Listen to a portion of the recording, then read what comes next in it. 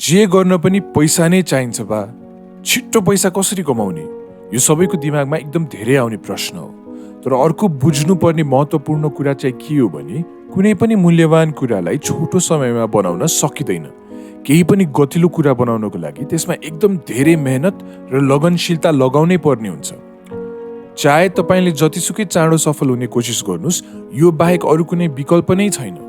यदि तपाईँलाई पैसा कमाउन मन छ भने तपाईँले एउटा कुरा बुझ्नुपर्छ कि तपाईँले अहिले संसारमा भइरहेको कुनै समस्यालाई समाधान गर्नुपर्छ।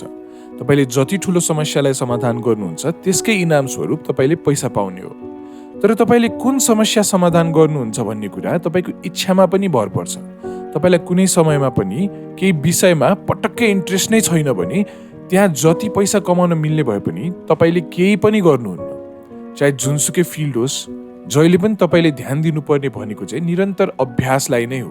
यदि तपाईँलाई म्युजिकमा इन्ट्रेस्ट छ भने तपाईँले मजासँग म्युजिक सुन्दै, गाउँदै र बजाउँदै समय बिताउन सक्नुहुन्छ।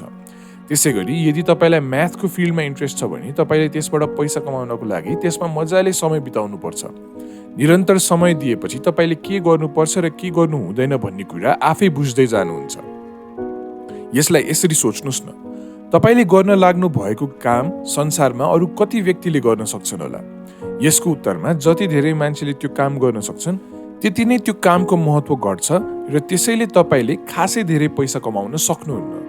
तर यदि तपाईँले कुनै यस्तो काम गर्न सक्नुभयो, यस्तो समस्याको समाधान गर्न सक्नुभयो जुन संसारभरि कम मान्छेले मात्र गर्न सक्छन् भने पक्कै पनि तपाईँले त्यो गरे बापत राम्रो पैसा पाउनुहुन्छ। अनि अरू सबैभन्दा राम्रो हुने तरिका भनेको त्यो काम गरेर टन्नै समय बिताउनु हो। र तपाईँले आफूलाई रमाइलो लाग्ने काम नै गरिरहनु भएको छ भने त्यो कुरा गरेर समय बिताउन पनि त तपाईँलाई खासै ठुलो कुरो त भएन नि।